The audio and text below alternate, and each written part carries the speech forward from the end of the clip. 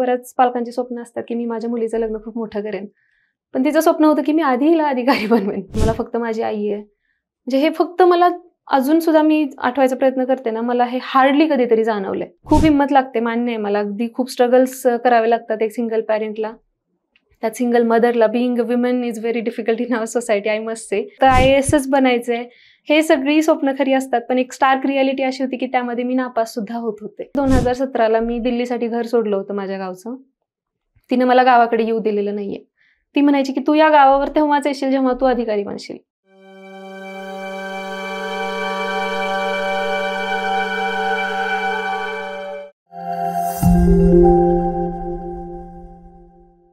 नमस्कार, मी किरण निंबोरे, वास्तवकट्ट्यावरती आपल्या सर्वांचं स्वागत. राज्यसेवा 2022चा रिझल्ट लागला आणि त्या रिझल्टमध्ये DYSP पदी निवड झालेल्या सह्याद्री बिर्ले मॅडम आपल्यासोबत आहेत. मॅडम, वास्तवकट्ट्यावरती आपलं स्वागत. Thank you so much sir for inviting me. Madam, तसं पाहिलं तर UPSCची तयारी करत होत्या. दिल्लीला 4 वर्ष त्यांनी तयारी केली आणि MPSCकडे एंट्री केली आणि पहिल्याच अटेम्प्टमध्ये मॅडम RFO देखील झाल्या आणि मॅडमचं RFOचं ट्रेनिंग सध्या सुरू आहे. तसं पाहिलं तर राज्यसेवेचा डिस्क्रिप्टिव्ह पॅटर्न येतोय आणि जी भीती होती की UPSCचे विद्यार्थी MPSC येतील आणि पोस्ट घेऊन जातील, त्यातलाच एक पार्ट म्हणजे UPSC 4 वर्ष तयारी केली, तुम्ही लगेच RFO झालात. पहिल्याच अटेम्प्टमध्ये मला वाटतं तुम्ही RFO झालात. निश्चित डिस्क्रिप्टिव्ह पॅटर्नविषयी पण तुमच्याकडून जाणून घ्यावं लागेल, कारण आता ते देखील विद्यार्थ्यांना फायद्याचं ठरेल. मॅडम, तुम्ही UPSCची तयारी केली 4 वर्ष, आईने तुमचा पूर्ण सांभाळ केला, सगळा खर्च जो असेल तो तुमच्या मातोश्री करत होत्या. या सगळ्या गोष्टी होत असताना तुम्ही दिल्लीवरून पुण्यामध्ये अभ्यासाला आलात आणि पहिल्याच अटेम्प्टमध्ये RFOची पोस्ट केली. ह्या सगळ्या गोष्टीचा प्रवास आपण जाणून घेऊ. तत्पूर्वी आई तुमचा सांभाळ करत होत्या, तुमची एक बालपणापासूनची पार्श्वभूमी ऐकायला आवडेल आम्हाला. ओके. माझं गाव लातूरमधील गंगापूर हे गाव आहे आणि 4थी पर्यंतचं शिक्षण माझं हे गंगापूरमध्येच झालं होतं. 5वीला मामांकडे म्हणून गेले होते शिवाजी विद्यालय इथे, आणि तिथून नवोदयला नंबर लागला बीड जिल्ह्यातील जवाहर नवोदय विद्यालय गढी येथे. तिथे माझी जी पार्श्वभूमी आहे किंवा एक अधिकारी बनण्याचं स्वप्न आहे, तिथे माझं रुजलं गेलं पहिल्यांदा. आणि अगदी खेळ असेल, नृत्य असेल आणि एक्स्ट्रा करिक्युलर ॲक्टिव्हिटीज ह्या नवोदय विद्यालय आपल्या विद्यार्थ्यांना हे अगदी पुरेपूर देत असतं. तिथूनच माझी वाढ होत गेली म्हणता येईल, किंवा माझी ग्रोथ आहे ती तिथून सुरुवात झाली. 11वी 12वी मी हे योगेश्वरी महाविद्यालय अंबाजोगाई इथे झालं. 12वी दयानंद सायन्स कॉलेज लातूर, आणि माझं त्यानंतर मेकॅनिकल इंजिनिअरिंग कंप्लीट झालेलं आहे, graduation from government college of engineering Karad इथून. अच्छा, मग इंजिनिअरिंग तुमचं झालंय, चांगल्या पगाराची नोकरी पण मिळाली असती. नक्कीच. दिल्लीला UPSCसाठी जाण्याचा का प्रयत्न केला? जसं मी सर सांगितलं की माझ्या स्कूलिंग पिरियडपासूनच अधिकारी बनण्याचं स्वप्न होतं, कारण स्कूलमध्ये जेव्हा आमचे कलेक्टर्स यायचे आमच्या इनॉग्रेशनसाठी, आणि त्यांना पाहून ते एक फर्स्ट इम्प्रेशन असेल, तिथून त्यांच्यासारखं व्हायचंय हे असं वाटलं होतं. घरी हे बोलून दाखवण्यात आलं होतं की मला पण अधिकारी व्हायचंय म्हणून, आणि ही गोष्ट माझ्या आईनी चांगली ताडली होती की माझी मुलगी असं काहीतरी मोठं होऊ शकते म्हणून, समाजात एक वावरण्यासाठी अधिकारी बनणं हे तिचं स्वप्न आहे, तर ते मी तिला करायला भाग पाडेन असं जणू काही तिने शपथ घेतली होती. आणि 2017मध्ये जेव्हा माझं ग्रॅज्युएशन कंप्लीट झालं, ती वारंवार माझ्या परस्पर ह्या गोष्टी पाहायची. न्यूज पाहण्यामध्ये अपडेटेड ठेवणं हे तिला आवडतं. तर दिल्लीमध्ये कोचिंग क्लासेस असतात, त्यामुळे तिने ग्रॅज्युएशनमध्येच तिची मनस्थिती आणि माझी सुद्धा मनाची तयारी केली होती की तुला ग्रॅज्युएशन नंतर दिल्लीला तयारी करायला जायचं आहे UPSCची. त्यामुळं आफ्टर ग्रॅज्युएशन मी दिल्ली गाठली होती, ते तिच्या स्वप्न पाहिल्यामुळे आणि तिच्या प्रयत्नांमुळे. तिथे म्हणून मी कोचिंगसाठी दिल्लीला जाण्याचा आणि जॉब न घेण्याचा, प्लेसमेंट माझी झाली होती एका कंपनीमध्ये, परंतु तो तिचा सर्वस्वी निर्णय होता आणि माझ्या स्वप्नांना सुद्धा पंख देण्याचं काम हे तिनं केलं होतं. नाही, निश्चितच खरं तर पूर्ण ताकद तुमच्या मागे होती. एक मुलगी जी इंजिनियर होती, तिची प्लेसमेंट होती, आणि आई एकटी तिचा सांभाळ करत असताना ती नोकरी धुडकावणं हे खूप मोठं धाडस होतं. निश्चित तुमच्याकडून मोठ्या अपेक्षा होत्या आणि अर्थात तुम्ही त्या पूर्ण करताय. परंतु तुम्ही दिल्लीला गेला, MPSCच्या बऱ्याच विद्यार्थ्यांना दिल्लीविषयी कुतूहल असतं. तिथला राजेंद्रनगर एरिया असेल किंवा मलाही जास्त माहिती नाही, थोडंसं आम्हाला जाणून घ्यायला आवडेल, काय नेमकं दिल्लीचं वातावरण काय आणि तुम्ही कशा पद्धतीने अभ्यास करत होता? दिल्ली म्हणजे खरंच एक माझी पण ड्रीम प्लेस होती दिल्लीमध्ये UPSC प्रिपरेशन करण्याची. ओल्ड राजेंद्रनगर जे आपण म्हणतो, भरपूर सिरीज पण आलेल्या आहेत त्यावरती, आणि खरंच विद्यार्थ्यांसाठी तिथला एक ते ड्रीम पोस्ट घेण्यासाठी ती प्लेस म्हटलं जातं. मी जेव्हा तिथं दिल्लीमध्ये पोहोचले होते, अगदी विथ माय फ्रेंड्स हेल्प म्हणता येईल, माझ्या आईने मला पाठवून दिलं होतं. तर माझे काही सिनियर्स होते कॉलेजचे, जे तिथं ऑलरेडी प्रिपेअर करत होते. With the help of them मी तिथं सेटल झाली होती. कोचिंग्समध्ये मी माझं ऑप्शनल आणि काही GS2 असे मॉड्यूल्स मी कंप्लीट केले तिथे राहून. आणि टेस्ट सिरीज, मेन्सच्या अगदी प्रिपरेशन माझी खूप सुरळीत, व्हेरी सिन्सिअरली, व्हेरी स्टुडियस मी स्टुडंट होती. अगदी एकही दिवस क्लास न बुडवणारी. फ्रॉम बेसिक अगदी सुरुवात केली. म्हणजे पॉलिटी अगदी मला खरंच म्हणजे सांगायला लाजसुद्धा वाटणार नाही. मला पॉलिटी कळायचं नाही तेव्हा. राज्यसभा, लोकसभा मी कन्फ्यूज व्हायची लिटरली. अशी माझी सुरुवात झाली होती प्रिपरेशनची. समहाऊ म्हणजे मला ते खूप आवडला अभ्यास तो. अभ्यास आवडण्यापेक्षा माझी तिथं एक माणूस म्हणून माझीच तिथे तयारी चालू होती किंवा एक म्हणता येईल पार्श्वभूमी माझी ही तिथं बनत गेली. एक व्यवहार ज्ञान असेल, एक समाजाला फेस करण्यासाठी वेगवेगळ्या भारतातील लोक येत असतात तिथे. त्यामुळे तिथूनच मला म्हणजे एक नवीन अप्रोच, नवीन पर्स्पेक्टिव्ह मिळाला. खूप चांगले फ्रेंड्स फॉर लाईफ माझे दिल्लीमध्ये झाले होते. परंतु म्हणजे मला एक रिग्रेटेबल गोष्ट अशी आहे की मी तिथं राहून मी UPSC एकदाही क्लिअर करू शकले नाही. त्यामध्ये बरेच होते की मी फेल्युअर्समधनं शिकत होती. CSATमध्ये थोडीशी पुअर असल्यामुळे माझं CSATसुद्धा मी फेल झाले होते तिथे. आणि परंतु मला तिथून खूप चांगला एक माणूस म्हणून मी तिथून जेव्हा मी दिल्ली सोडली, लॉकडाऊनमध्ये अशी वेळच अशी आली होती की परिस्थिती मला घर गाठणंच तेव्हा आम्हाला गरजेचं होतं. त्यामुळे पण तिथून निघताना सुद्धा I came with so many memories आणि खूप चांगल्या एक माझी स्वतः ग्रोथ म्हणून झाली होती, जी मी माझ्यामध्ये पाहू शकले. आणि MPSCमध्ये सुद्धा हा पोस्ट मिळवण्यामागचं मी म्हणजे एक जो तो पिरियड मी तिथं स्पेंड केला, त्याला मी ते क्रेडिट, एक श्रेय मला त्याला सुद्धा द्यावं असं वाटतं. बरोबर. तुम्ही जसं सांगितलं की तुम्हाला पोस्ट मिळवता आले नाही दिल्लीमध्ये, परंतु आत्ता ज्या तुमच्याकडे पोस्ट आहेत कदाचित त्याच अभ्यासाच्या जोरावरती या पोस्ट तुम्हाला मिळालेल्या असतील. हे मी बिलकुल डिनाय करणार नाही. कारण जी माझी अभ्यासाची कॉन्सेप्ट क्लॅरिटी असेल, अभ्यास करण्याची पद्धत असेल आणि द वे असेल की मला तिथून एक अप्रोच मिळाला होता पाहण्याचा सुद्धा, आयुष्याकडे असेल आणि अभ्यास करण्याच्या पद्धतीकडे सुद्धा, तर तो मला माझ्या UPSC प्रिपरेशनमधूनच मिळाला होता. अगदी बऱ्याच लोकांना असं वाटतं की DYSP आणि फर्स्ट अटेम्प्ट मेन्समध्ये तुम्ही काढली असेल, तर तो पहिला अटेम्प्ट हा पहिला कधीच नसतो. आणि त्यामुळे तो 4 वर्षाचं प्रिपरेशन होतं. आणि त्यामधून मला अभ्यास करण्याची मला MPSCचा अभ्यास करायचा अप्रोच बदलायचा होता. काय करायचंय, कसं करायचंय हे मी मेंटली आय वॉज प्रिपेअर्ड. आणि बिकॉज ऑफ UPSC प्रिपरेशन, त्या स्टडीमुळे मला हे करणं थोडंसं सोयीचं गेलं. आणि आय कॅन से की it was a cake walk जेव्हा मी MPSC प्रिपेअर करत होती. त्यामुळे अगदीच माझं ते क्रेडिट आहे, it goes to my UPSC preparation म्हणता येईल. कशा पद्धतीने प्रिपरेशन करत होता तुम्ही? सर, आता अगदी फ्रॉम द स्क्रॅच मी सुरुवात केली होती. तर न्यूजपेपर वाचण्यापासून सुरुवात केली होती, अगदी त्याच्या नोट्स काढण्यापासून, जी माझी UPSC प्रिपरेशन दरम्यान राहिली होती ही स्ट्रॅटेजी. मेन्स रायटिंग असेल, आन्सर रायटिंग असेल, I was well prepared for mains, पण आय कुडंट क्लिअर प्रिलिम्स. तर मेन्स प्रिपरेशन असेल, त्याच्या टेस्ट सिरीज असेल, तर रायटिंग करण्यामध्ये आणि त्यामुळे, आणि असं म्हणतात की जेव्हा मेन्स रायटिंग तुम्ही करत असता त्यामुळे तुमची एक थिंकिंग प्रोसेस असते, ती तुमची बिल्डअप होत राहते त्यावेळेस. तर ती माझी तिथे होत होती. आणि it wasn't just a preparation असं म्हणता येईल. म्हणजे एक गुड ह्युमन इन मेकिंग होतं ती प्रिपरेशन. म्हणजे माझ्यासाठी समाजाकडे पाहण्याचा दृष्टिकोन असेल, अगदी कुठलाही सिलेबसचा टॉपिक उचलत असताना सुद्धा त्याकडे वेगवेगळ्या म्हणजे एक दृष्टिकोनातून पाहण्याची जी दृष्टी भेटली, ती मला त्या मेन्स रायटिंगमधून, प्रिपरेशनमधून मला आली होती. त्यामुळे सब्जेक्ट्स असतील, हिस्ट्री, जिओग्राफी, पॉलिटी, अगदी एन्व्हायरमेंटल इश्यूज असतील, विमेन इश्यूज असतील, तर हे मी आत्ता एकदम क्लिअरली किंवा पाहू शकते. आणि त्यामागची पार्श्वभूमी जी असते की बाबा प्रत्येक गोष्टीला काहीतरी हिस्ट्री असते, तर ती मला UPSCच्या अभ्यासामधून भेटली होती. आणि त्याचाच परिणाम असा झाला की MPSCची प्रिपरेशन करत असताना म्हणजे एक असं म्हटलं जायचं की MPSCसाठी तुम्हाला फॅक्ट्स माहिती असणं, ते लक्षात राहणं हे गरजेचं आहे जेव्हा तुम्ही एक्झाममध्ये.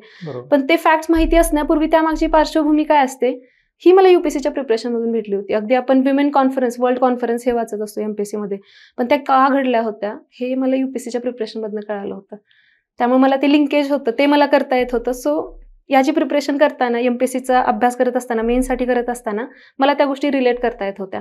त्यामुळे लक्षात ठेवणं, मगअप करणं गोष्टी ह्या माझ्यासाठी फार अवघड गेल्या नाहीत त्यावेळी. अगदी. पण ज्यावेळेस तुम्ही UPSCची तयारी करत होता, नंतर तुम्ही MPSC कडे वळला, हो, काय बदल केला तुम्ही स्ट्रॅटेजीमध्ये अभ्यासाच्या?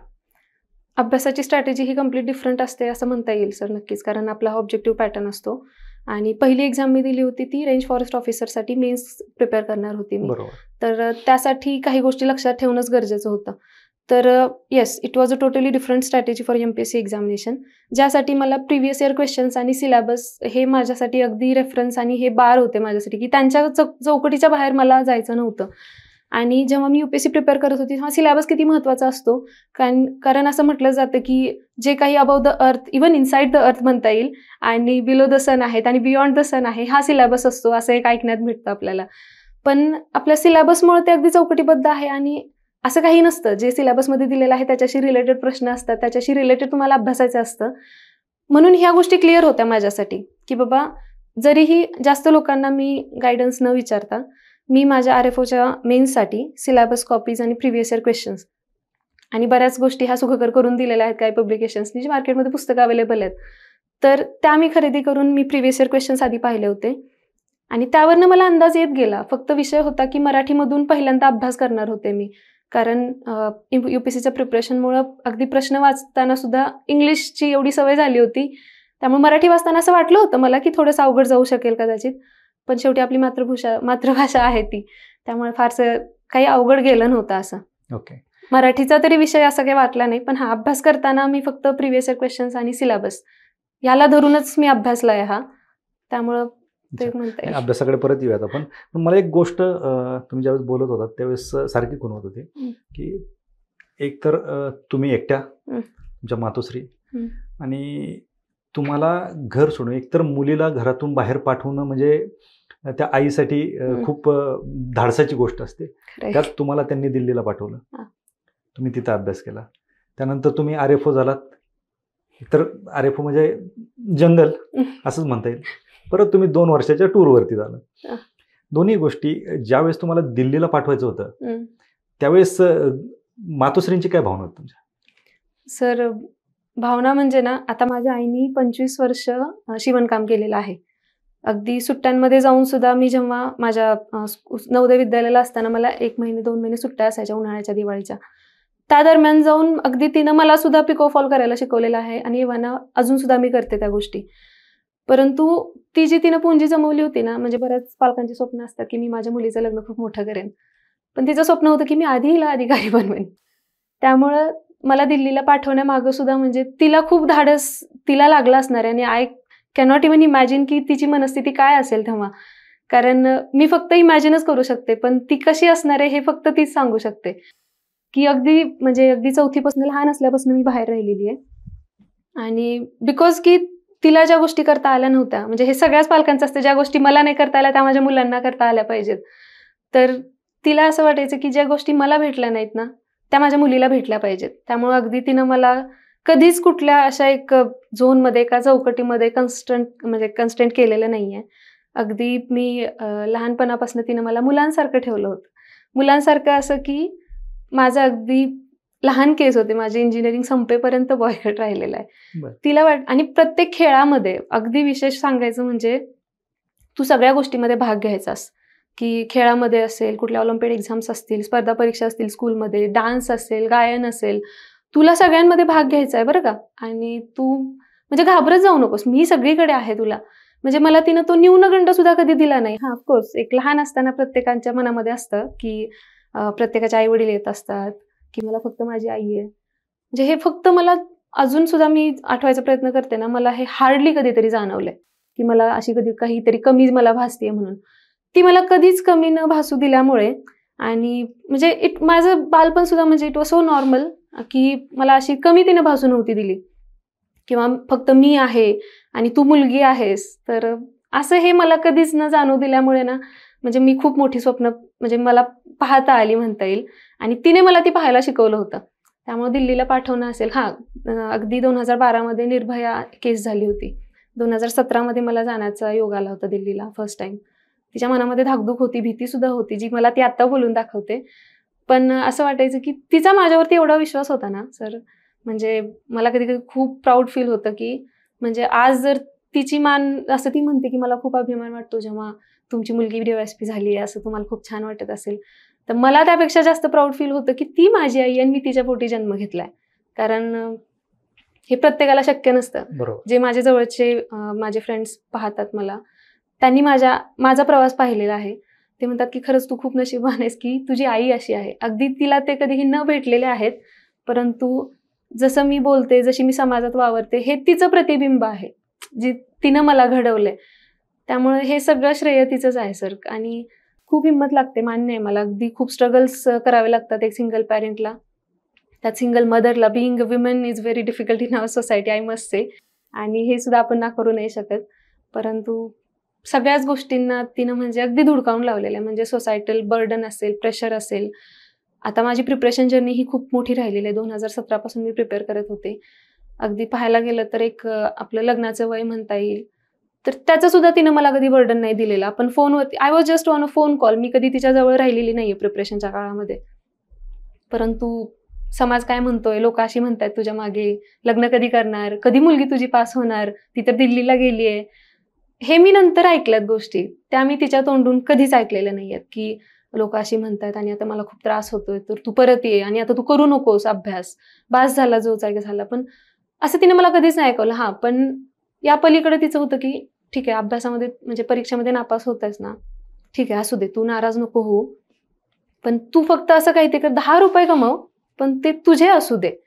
कारण तू माझ्यावरती आयुष्यभर निर्भर राहता कामा नये.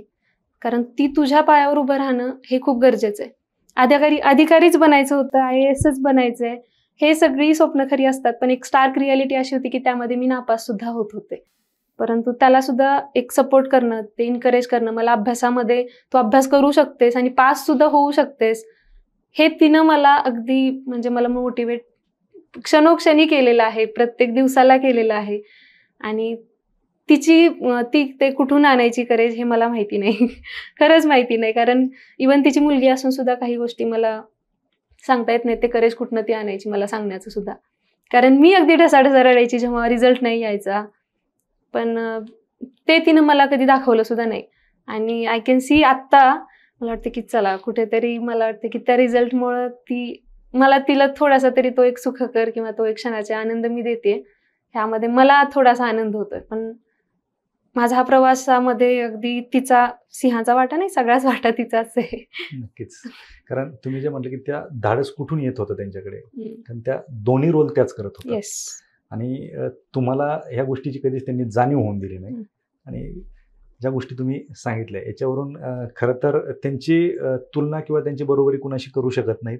आणि जी उपकाराची भाषा आपण म्हणतो ते फेडण्याचा सुद्धा तुम्ही कधी प्रयत्न करू नये. अगदी ते त्याच्या बियॉन्ड उपकाराच्या पुढे, कारण ते फेडू शकत नाही तुम्ही. निश्चितच ह्या सगळ्या गोष्टी झाल्या ज्याच्यासाठी त्यांनी एवढा अट्टहास केला. ज्यावेळेस तुम्हाला पहिली पोस्ट मिळाली, काय भावना होत्या त्यांच्या? सर अगदी ही म्हणजे एक गोष्ट सांगण्यासारखीच आहे बरं का. कारण मी MPSC करायला पुण्यात आले 6 फेब 2022ला. 21ची माझी प्रिलिम्स निघत नव्हती MPSCची. आणि जसं आपण पहिल्यांदा बोलला की हा माझी पहिलीच मेन्स नव्हती MPSCची, ती माझी दुसरी मेन्स आहे. 2019मध्ये प्रिलिम्स निघाली असताना मी UPSC प्रिपरेशन करत असल्यामुळे MPSCचा अभ्यास नाही करू शकले आणि ती फक्त कॅज्युअल अटेम्प्ट दिला होता मी. त्यानंतर मी 2021ची प्रिलिम्स दिली आणि जी नव्हती क्लिअर झाले. आणि आय वॉज रिअली होपिंग की मला मेन्स देता येईल आणि मी अभ्यास करेन यावेळेस. पण अनफॉर्च्युनेटली ती क्लिअर करू शकले नव्हते. म्हणून 2022 6 फेब्रुवारीला मी पुण्यात आले होते, ज्या वर्षी RFOच्या जागा निघाल्या होत्या, कंबाईनच्या एक्झाम्स होत्या. आणि लकीली त्यावर्षी सगळ्याच एक्झाम झाल्या होत्या आपल्या अगदी थोडक्या महिन्यानेच. तर मी जेव्हा सांगितलं की मी पुण्यात मम्मी राहून आता MPSC करते, शी वॉज ओके विथ इट. ठीक आहे, तू प्रयत्न कर, बघ, आणि आता तुला जाणीवपूर्ती झालेली आहे, तू म्हणजे आहेस आता मॅच्युअर आहेस तेवढं करण्याबाबत, त्यामुळे तू निर्णय घे, मी तुझ्या पाठीशी आहे. हेच तिचे शब्द होते. मला तिनं कधीच अगदी क्वेश्चन सुद्धा केलेले नाहीये, का आता येतेस तू वगैरे. त्यामुळं मी कंबाईनच्या एक्झाम्स दिल्या आधी. पण माझा मेन गोल होतं की रेंज फॉरेस्ट ऑफिसरबद्दल. कारण माझी एक क्लासमेट आहे मनीषा नरसाळे, तर 2019ची RFO राहिलेली आहे ती, तिच्यामुळे मला ह्या पोस्टची माहिती झाली होती. तर त्यासाठीच मी आले होते फर्स्ट टाइम. पण माझं असं इच्छा होती की प्रत्येक वेळेस मी प्रिलिम्स काढते आणि MPSCची मी अगोदर पण दिली होती मेन्स, आणि किंवा आता मी दिल्ली पोलीस कॉन्स्टेबलची सुद्धा दिली होती, पण मी त्यात सुद्धा फेल झाले होते. तर मला असं झालं होतं की मी प्रिलिम्स काढते आणि पुढच्या स्टेजमध्ये नापास होते, तर मी असं केलं होतं की नको सांगायला, मी एक्झाम्स देते आणि माझ्याकडे आता हे 1च वर्ष आहे मी पुढच्या दिवाळीपर्यंत मी काहीतरी जॉब पाहणार आहे, कारण मी मेकॅनिकल इंजिनिअरिंग ग्रॅज्युएट आहे, तर मी जॉब पाहीन आणि अर्निंग स्टार्ट करेन. फक्त मला एवढ्या एक्झाम्स द्यायचे आहेत. तर मी तिला काहीच सांगणार नव्हते मी किती एक्झाम्स देते, काय देते म्हणून. मी तिला काहीच नाही सांगितलं. ओके, मी अभ्यास करते, मम्मी मी एक्झाम्स देते, पण मी तुला सांगेन नंतर. आमचं हेच बोलणं असायचं. त्या वर्षी मग RFOची एक्झाम्स दिली. मला त्यामध्ये 100-150 मार्क्स होते प्रिलिम्सलाच. मग ते सुद्धा मी सांगितलं नाही. म्हटलं की ठीक आहे मम्मी, झाले, चांगले गेलेत पेपर म्हटलं. मग मी मेन्सच्या तयारीला लागली. ऑक्टोबरमध्ये मेन्स होती आणि may be month may be wrong. त्यानंतर मेन्स झाली माझी. मेन्सला पण अभ्यास केला चांगला. नव्हतं सांगितलं, घरी सांगितलंच नाही प्रिलिम्स झाली, मेन्स झाली आहे म्हणून. इंटरव्ह्यू होता. मी माझ्या आईच्या साड्या म्हणजे माझ्यासाठी खूप प्रिय गोष्टी आहेत त्या. असंच एकदा घरून साड्या मागवल्या माझ्या भावाजवळ. मम्मी म्हटली कशाला पाहिजेत, म्हटलं असंच, आणि तिला माहिती आहे मला खूप आवडतात साड्या. तर सांगितलंच नाही इंटरव्ह्यूसाठी पाहिजेत म्हणून. अच्छा. इकडेच तयारी केली इंटरव्ह्यूची पण. इंटरव्ह्यू पण झाला माझा आणि 29 मार्चला रिझल्ट आला आय थिंक RFOचा सुद्धा. रिझल्ट पण आला आणि दिसत होतं की आपण इन होतोय म्हणून. तरी पण नव्हतं सांगितलं घरी, काहीच नव्हतं माहिती. शेवटी PSIची सुद्धा त्या वर्षीची मी मेन्स लिहिली होती आणि त्याच्या फिजिकलला सुद्धा क्वालिफाय झाले होते. तर मम्मी म्हटली की मला काहीतरी सांग ना, तू काय करतेस नेमकं. रोज आम्ही हो जेवण झालं, कशी आहेस, काय सगळं होत होतं, पण या व्यतिरिक्त काय करतेस. म्हटलं ठीक आहे, तुला मी सांगते म्हटलं की मी PSIची मेन्स क्लिअर झाली आहे. आणि बिकॉज की मी यापूर्वी अगोदर दिल्ली पोलीस कॉन्स्टेबलसाठी प्रयत्न केला होता. PSI was bigger than that. तर खुश झाली ती. ती म्हटली ठीक आहे, म्हटली आमच्या गावातल्याच एका म्हणजे आमच्या शेजारीच शेतकऱ्याची मुलगी पण असंच पोलीस भरतीमधून झाली होती आणि ते खूप अभिमानाने सांगायचे आता आमच्या मुलीचा पगार वाढलाय वगैरे वगैरे. आणि मम्मी शेती करायची ना, मग तिला सांगायला काहीच नव्हतं. म्हणजे अपार्ट फ्रॉम द फॅक्ट की ती खूप मला एनकरेज करत होती, पण कुठेतरी तिचं सुद्धा मन दुखत होतं ना, की मी माझ्या मुलीबद्दल काहीच सांगू शकत नाहीये की काय करते ती. म्हटलं ठीक आहे, म्हटलं मी तुला फक्त सांगते की आता माझी PSIची मेन्स क्लिअर झाली आणि मी फिजिकलसाठी क्वालिफाय आहे, तर मी आता त्याचे प्रयत्न करते म्हटलं. खूप खुश झाली ती. म्हटलं ठीक आहे. आणि मी तेव्हा RFOची माझी इंटरव्ह्यू सुद्धा झाले होते त्यावेळेस. फक्त रिझल्ट अवेटेड होता. रिझल्ट आला, नंतर सत्कार झाले पेठेमध्ये, अगदी सगळीकडं झालं, पण शुअर होत नव्हतं की बाबा नेमकं आपण इन होतं का, कारण ती जनरल लिस्ट होती. मग बरेचसे काही होते आमचे मित्र, त्यांनी मग लिस्ट आउट केलं की ओके तू इन होतीयस म्हणून. It was 1 April. मग म्हटलं की आता तरी सांगूया घरी, म्हटलं आता आपण होतोय, झालोय म्हणून. फोन केला, म्हटलं मम्मी म्हणते माझी की अगं म्हणे वागीन की मला ना स्वप्न पडलंय आणि तू युनिफॉर्मवरती आली आहेस असं. म्हटलं हो का गं, मग ठीक आहे ते खरं झालं असं समज म्हटलं आता तू. म्हटली काही पण. म्हटलं अगं हो मी झाले म्हटलं अधिकारी आता. तर मग तिने फोन म्हटली खरंच का गं वागीन, म्हटलं हो. तर आणि तिने म्हटली बरं ठीक आहे. ती शांतच बसली काय, आणि मी खूप एक्सायटेड होती. काही वेळेस ना फोनचा असं म्हणजे काय म्हणतात डिसएडव्हान्टेज असं ना की त्या समोरच्यांच्या भावना आणि ते एक्सप्रेशन आपण पाहू नाही शकत खरंच तिथे. आणि मला वाटलं की मी तर IAS बनणार होते आणि आता ही कुठली अधिकारी झाली आहे, कदाचित खूप खालची आहे, तिला वाईट वाटते की काय, म्हटलं म्हणून ती बोलतच नाहीये काही. मी फोन कट केला आणि आमचा मित्रच जवळ थांबलेला. मी म्हटलं ती आनंदी नाही झाली असं वाटतंय, म्हटलं मला. मी उगाच फोनवरती सांगितलं, मी डायरेक्ट जायला पाहिजे होतं. आणि मी सर सांगते की माझ्या म्हणजे सगळ्यांच्याच पालकांचं खूप कष्ट असतं सर, आवर्जून सांगावं असं वाटतं की आपण ह्याच्यामध्ये नाही करू शकत डिस्टिंग्विश कोणाचे किती काय जास्त. परंतु फक्त ती माझी आई आहे म्हणून मी बायस्ड असू शकते. तिनं मला सर, मी जसं 2017ला मी दिल्लीसाठी घर सोडलं होतं माझ्या गावचं, तिनं मला गावाकडे येऊ दिलेलं नाहीये. ती म्हणायची की तू या गावावर तेव्हाच येशील जेव्हा तू अधिकारी बनशील. हो. तर मी माझ्या लॉकडाऊनमध्ये पण मी माझ्या मावशीकडे राहिली आहे. आम्ही बऱ्याचशा दिवाळी मी रूमवरतीच काढलेल्या आहेत. पुण्यामधली सुद्धा लास्ट 2022साठी दिवाळी, काही 2-3 दिवाळी मी दिल्लीत काढलेल्या आहेत.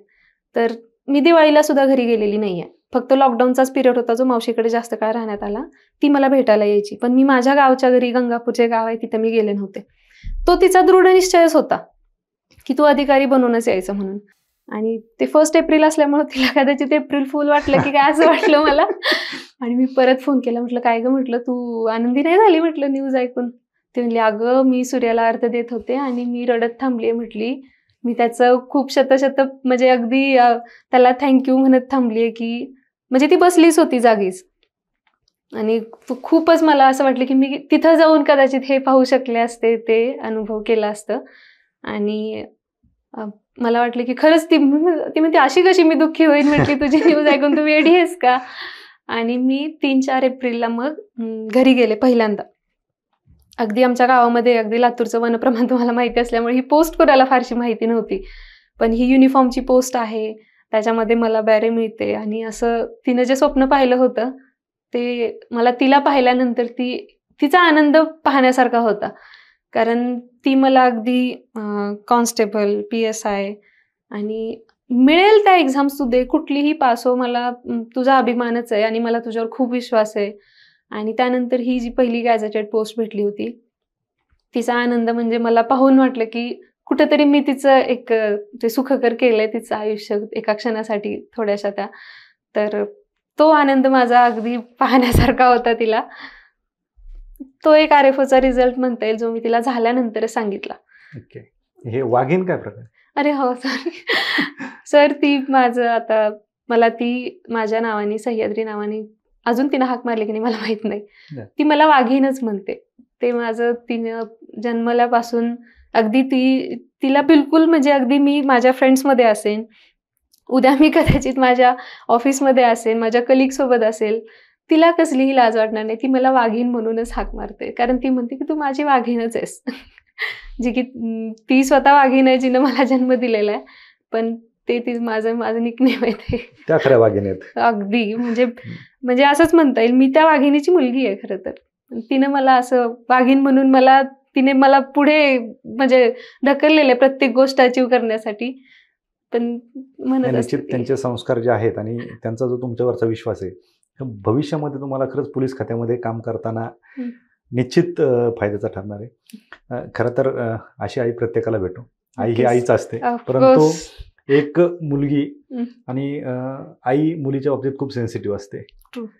तर फरक हा आहे की दोघींची काळजी करण्याची पद्धत वेगवेगळी असते.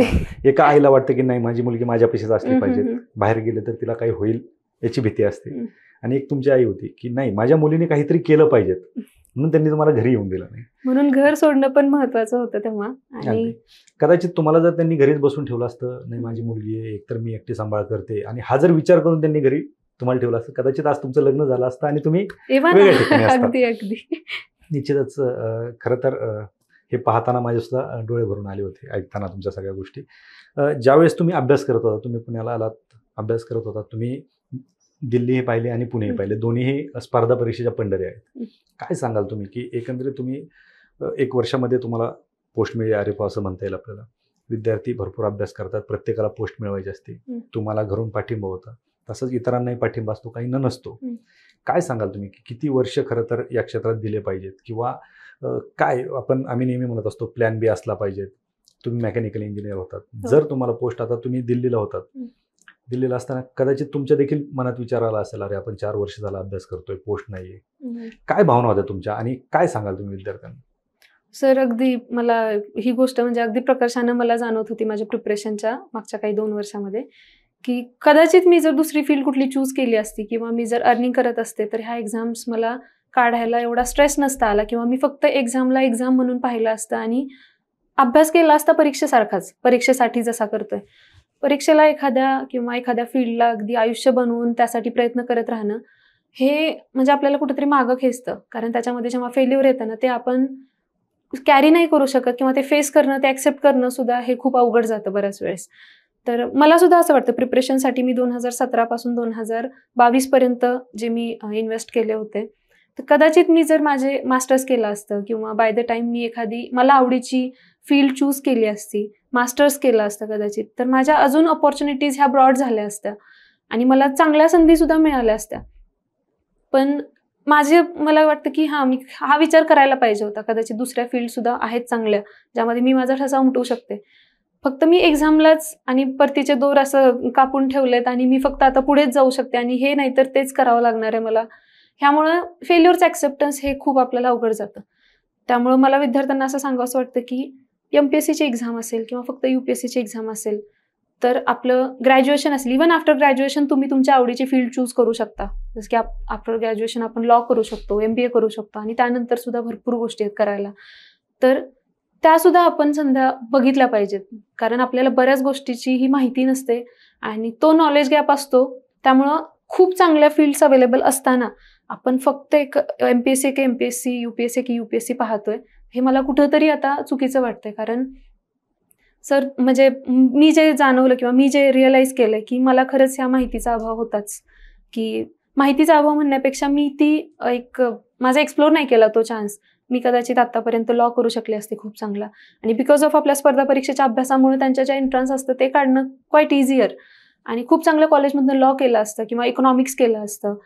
तर किंवा आता नवीन ज्या फील्ड्स ओपन होत आहेत, आर्टिफिशियल इंटेलिजन्स आहे, मशीन लर्निंग्स आहेत, तर यानंतर सुद्धा खूप चांगल्या जॉब ऑपॉर्च्युनिटीज आहेत तुम्हाला. आणि हे करत असताना तुम्ही एक चान्स द्या, किंवा तुम्ही फक्त आणि स्पर्धा परीक्षा करताय. जसं मी आफ्टर ग्रॅज्युएशन इमिजिएटली मी UPSC अभ्यास करायला गेली होती, तसं सुद्धा असेल तर हरकत नाही सर. परंतु त्यासाठी सुद्धा आपली एक वर्ष किती द्यायची हे आपण जर ठरवून आलो की मला 2 अटेम्प्ट किंवा 3 अटेम्प्ट द्यायचे आहेत आणि त्यानंतर मी बघेन दुसरं काहीतरी, यामुळे काय होतं, आपण ऑलरेडी प्रिपेअर्ड असतो.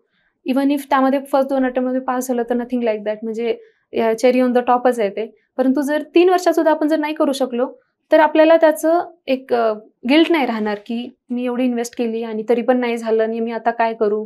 तो न्यूनगंड येतो किंवा तो कॉम्प्लेक्स येऊन जातो, माझ्यासोबतचे अधिकारी झाले, परंतु ते आपल्यासाठी आपण ते आपलं फेट डिसाईड केलेलं असतं, म्हणून त्यानंतर मूव्ह ऑन करायला फार अवघड जात नाही.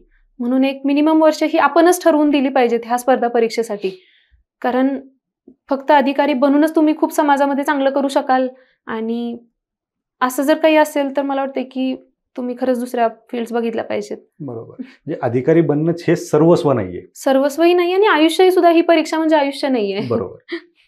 तो विचार निश्चित अधिकारी बनण्याचं तुमचं स्वप्न आहे, जसं तुमचं होतं तुम्ही ते पूर्ण केलं, पण प्रत्येकाचंच पूर्ण होईल असं नाहीये. त्यामुळे त्याच्याकडे विद्यार्थ्यांनी विचार करणं गरजेचं आहे.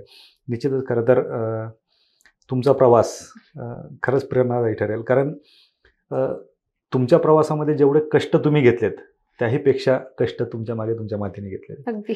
सो त्यांच्या कष्टाला तुम्ही कधीच नाकारू शकत नाही, कुणीच नाकारू शकत नाही. या सगळ्या गोष्टी होत असताना ज्यावेळेस तुम्ही आता RFO तुमचं ट्रेनिंग चालू आहे, DYSP झालाय, प्रवास संपला? नाही सर. स्पर्धा परीक्षेतील प्रवास म्हणजे मला संपवायला सुद्धा हरकत नाही आता, कारण ज्या मला पोस्ट हव्या होत्या, ज्यासाठी मी MPSC करायला आली होती, की I was just seeking a job पहिल्यांदा. तर नंतर मी आता माझं आधी उत्तमरित्या प्रशिक्षण चालू आहे रेंज फॉरेस्ट ऑफिसरचं, ते पाहता, आणि त्यानंतर आता DYSP या पदी निवड झाल्यानंतर तर मी अगदी आनंदी आहे माझ्या अचिव्हमेंटबद्दल सुद्धा, आणि आय एम रिअली एक्सायटेड की मी आता त्या प्रशिक्षणासाठी सुद्धा मला खूप म्हणजे I am excited to go. पण मी सुरुवात माझी एक IAS बनण्यासाठी म्हणून केली होती, आणि कलेक्टर बनण्याचं स्वप्न हे अगदी मी म्हणजे अगदी एक छोटंसं गोंडस स्वप्न पाहिले. तर मी भविष्यामध्ये अगदी माझी अजून इच्छा आहे की मी 1-2 अटेम्प्ट्स मला 1 अटेम्प्ट तरी मला पूर्णतः अभ्यास करून द्यायचा आहे. कारण जेव्हा मी सुरुवात केली होती तर खूप नाईव्ह होते त्या प्रिपरेशनमध्ये सुद्धा, बऱ्याच गोष्टी समजायला वेळ लागला, बऱ्याच मी फेल्युअर्समधनं शिकले, आणि नंतर एक फक्त जॉब पाहिजे होता म्हणून मी वळली असताना इकडून मला खूप चांगलं एक प्लॅटफॉर्म दिला होता MPSCने, आणि माझं खूप म्हणजे अगदी आनंदाचे क्षण मला सुद्धा MPSCनेच दिलेले आहेत, जे माझ्या आईच्या डोळ्यात मी पाहिलं. परंतु मला फक्त एक तयारी करायची आहे.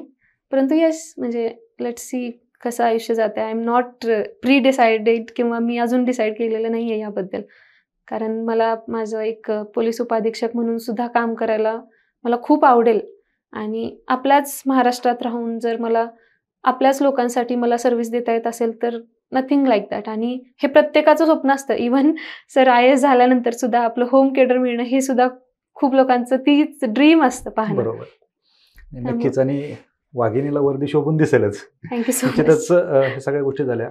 एक मुलाखतीमधला एक पार्ट राहिलाय आपला, की जो सुरुवातीला घेणं अपेक्षित होतं. जे नवीन विद्यार्थी येतात आता प्रत्येकाला हे अपेक्षित असते, एकतर MPSC आता डिस्क्रिप्टिव्ह पॅटर्नकडे वळले.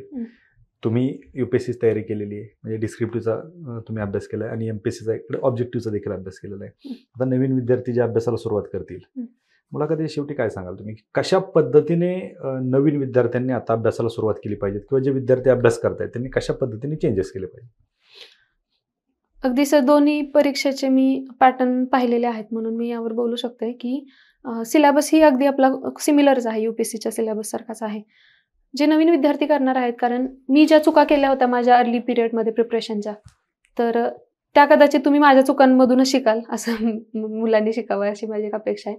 की सर या प्रिपरेशनमध्ये ना की सिलेबस असतो जो आपला, किंवा स्वतःला अपडेटेड ठेवणं असेल, तर या व्यतिरिक्त तुम्ही थोडासा ब्रॉड माइंडसेट असणं सुद्धा गरजेचं आहे. म्हणजे ही एक एकदम कॉमन बेसिक थिंग आहे. आणि जर तुम्ही स्ट्रॅटेजी म्हणून म्हणत असाल अभ्यासासाठी, तर मेन्स ही आपली खूप एक मोठं स्टेज आहे. स्टेज 2 जी म्हणतो आपण, ती पास करणं it is a big hurdle जेव्हा डिस्क्रिप्टिव्ह असते. तर त्यासाठी तुम्ही आन्सर रायटिंग करणं हा प्रॉब्लेम नसतो, पण त्यापूर्वी तुमची जी थॉट प्रोसेस असते ती इम्प्रूव्ह करणं किंवा त्यावरती काम करणं हे गरजेचं असतं. जेव्हा तुम्ही तुमच्या एक माइंडमध्ये कन्स्ट्रक्ट करता तेव्हा तुम्ही ते ऑन पेपर उतरवू शकता. आणि अशा वेळी मेन्समध्ये तुम्हाला ह्याच गोष्टी तुम्ही कसं रिप्रेझेंट करताय स्वतःला, किंवा त्या टॉपिकला तुम्ही किती जस्टिस देताय हे तिथं पाहिलं जातं. म्हणून जे नवीन विद्यार्थी येत असतील तर त्यांनी आपली हिस्ट्री असेल, जे एकदम बेसिक सब्जेक्ट्स आहेत हे, परंतु याचे बेसिक्स फक्त एक फॅक्ट्स न पाहता तुम्ही तुम्ही तुमच्या दृष्टिकोनातून पहा की तुम्ही इतिहास कसा बघता. तेव्हा तुम्ही मग मेन्समध्ये जो इथिक्स सब्जेक्ट आहे किंवा एक इकॉनॉमिक्स आहे, इकॉनॉमिक्स सुद्धा आपण अर्थशास्त्र पाहतो की महाराष्ट्राचं आणि भारताचं इकॉनॉमिक्स कसं चालतं हे समजून घ्यायला सर फक्त फॅक्ट्स महत्त्वाचे नसतात, तर त्याच्या मागे ते फाउंडेशन बिल्ड कसं झालेलं आहे हे आपल्याला डिस्क्रिप्टिव्ह पॅटर्न सांगतो. आणि एक अधिकारी म्हणून उद्या काम करत असताना सुद्धा तुम्हाला याच गोष्टी आहेत, याच नॉलेज आहेत जे तुम्ही उद्या पाहिल्यानंतर आत्ताची जी रियालिटी आहे किंवा जे प्रॉब्लेम्स आपण आत्ता बघतो तर ह्याची पार्श्वभूमी ही हिस्ट्रीमध्ये असते. आणि डिस्क्रिप्टिव्ह पॅटर्नचा हा फायदा असा असणार आहे की तुम्ही वाचन करत असताना मगअप करायच्या नाहीत गोष्टी. मगअप करणं हा याचा म्हणजे अभ्यास करण्याचा हा बिलकुल पद्धतच नाही आहे ही, की गोष्टी तुम्ही मगअप करताय, फॅक्ट्स मगअप करताय, तर तुम्ही त्या समजून घेतल्या पाहिजेत. आणि डिस्क्रिप्टिव्ह पॅटर्न हे सगळ्यांनी म्हणजे आजची काळाची गरज आहे असं सुद्धा म्हणता येईल. कारण आपण एक अधिकारी म्हणून कसे आहोत किंवा आपण हे आपल्या स्वतःला कळतं जेव्हा आपण ऑन पेपर लिहित असतो, आपले थॉट्स लिहित असतो. अगदी एक एसे लिहिल्यानंतर आपल्याला कळतं की आपण विचार किती करू शकतोय किंवा आपल्याला किती वर्ड्स आपण एक्सप्रेस करू शकतो एका सब्जेक्टबद्दल. तेव्हा तुम्ही ह्युमन म्हणून तुम्ही तुमचं माइंडसेट हे ब्रॉडन होत असतं. म्हणून डिस्क्रिप्टिव्ह पॅटर्न हा खूप म्हणजे एक वेलकम स्टेप आहे, वेलकमिंग स्टेप असली पण पाहिजे. आणि नवीन विद्यार्थ्यांनी अगदी गायडन्स असेल, तुम्हाला मेंटर्स असतील, हे अवेलेबल आहेतच, परंतु ॲट द सेम टाइम तुम्ही मेंटली प्रिपेअर असलं पाहिजे. Even if there is a failure ना, you should accept it openly with your open heart. कारण याच्यामध्ये फेल्युअर्स हे आपण डिनाय नाही करू शकत. आफ्टर सम पॉईंट असेल, जागा आपल्या किती असतात, आपण विद्यार्थी किती एक्झाम्स देतो, ही सुद्धा एक रियालिटीज आहे. सगळेच अधिकारी बनावेत हे सगळ्यांचं स्वप्न असतं, सगळ्यांचं हे पूर्ण होत नाही, परंतु ते ॲक्सेप्ट करून चालणं की आपण कमी नाही आहोत कुठेतरी आणि आपण इंडिव्हिज्युअल सुद्धा एक खूप चांगला ठसा उमटवू शकतो. आपण कुठल्याही फील्डमध्ये जाऊ तर तिथं उत्तम काम करू, ही मानसिक स्थिती असली पाहिजे. हे तुम्ही मेंटली प्रिपेअर असलं पाहिजे विद्यार्थ्यांनी. इवन म्हणजे मी बऱ्याच वेळेस अपयश पचवायला सुद्धा मलाही सुद्धा जड गेलेलंच आहे, परंतु कदाचित ह्या गोष्टीची माहिती सगळ्यांनाच नसते आणि त्या एजला ह्या गोष्टी कळत सुद्धा नसतात. परंतु मी त्या फेजमधून गेलेली आहे. I have gone through a depression while facing the failure असेल, परंतु ह्या गोष्टी मी कदाचित चांगल्या पद्धती हाताळू शकले असते जर मी ऑलरेडी एक्सेप्ट केलं असतं की आय एम नथिंग लेस. आणि तुम्ही हे मेंटली प्रिपेअर असणं गरजेचं आहे. डिसअपॉइंटमेंट ही असणारच आहे कुठल्या तरी स्टेजला, कारण इंटरव्ह्यू नंतर सुद्धा रिझल्ट येत नसेल तर युअर अगेन टू 0 स्टेज येतो आपण. त्यामुळे हे मेंटली प्रिपेअर असणं गरजेचं आहे. अभ्यास हे सगळे करतात सर. मार्केटमध्ये काय वाचायचं आहे, तुमचा सिलेबस ठरलेला आहे, बुक्स अवेलेबल आहेत, तुम्ही हुशारही खूप असता, कसा करायचा अभ्यास हे सुद्धा तुम्ही चांगलं करतो, तरी सुद्धा फेल्युअर येत असतं. आणि याच्या मागची कारणं बऱ्याच वेळेस कळत नाहीत की आपण का फेल होतो. इथे कळत असतील तर तुम्ही म्हणजे खूप चांगलं तुम्ही इंट्रोस्पेक्ट करत आहात, पण बऱ्याच वेळेस कारणं नाही कळत आपल्याला. एकदा पास होतो, एकदा फेल होतो आपण, ही एक सायकल चालू असते. परंतु तुम्ही ते फेस करायला मेंटली प्रिपेअर असणं आता गरजेचं आहे जेव्हा तुम्ही एंटर करताय या एक्झामिनेशन प्रिपरेशनमध्ये. अगदी बरोबर. निश्चितच खरं तर आजची ही जी मुलाखत आहे तुम्हाला पाहून आणि तुमचा जो प्रवास आहे हा पाहून निश्चित कुठली मुलगी किंवा कुठली आई किंवा कुठले पालक हे तरी मुलीला कधी अडवणार नाहीत आणि मुली देखील स्वतःला जी काही बंधनं घालून दिलेली आहेत ते तोडून बाहेर पडतील. आणि तुम्ही ज्या काही टिप्स दिल्या अभ्यासाच्या संदर्भात असतील किंवा तुमचा अभ्यासाचा जो काही एक्सपिरियन्स आहे हा निश्चित विद्यार्थ्यांना, कारण पॅटर्न बदलतोय येस. आणि प्रत्येक वेळेस अभ्यास कसा करायचा हे सांगण्यापेक्षा तो अभ्यास कसा करायचा याच्या आधीची स्टेज बऱ्याच जणांना माहीत नसते. आणि या सगळ्या गोष्टींचा उलगडा तुम्ही आजच्या या मुलाखतीमध्ये केला. आपण वास्तव कट्ट्यावरती आलात आणि खरं तुमचा पूर्ण प्रवास आमच्यासोबत डिस्कस केला. त्याबद्दल आपलं खूप खूप आभार. आणि निश्चितच तुमच्या भावी वाटचालीसाठी शुभेच्छा. आणि तुमचं जे काय ड्रीम पोस्ट होती ते देखील तुम्ही म्हणताय की एक अटेम्प्ट अजून मी ट्राय करेल, निश्चित तुम्ही करावा अशी आमची देखील इच्छा आहे. कारण तुम्हाला IAS पाहताना आम्हाला देखील आवडेल, कारण महाराष्ट्राची वाघीण जर देशासाठी काम करत असेल तर ते देखील पाहायला आम्हाला आवडेल. निश्चित वास्तव कट्ट्यावरती आलात आणि थँक्यू सो मच सर. धन्यवाद. थँक्यू.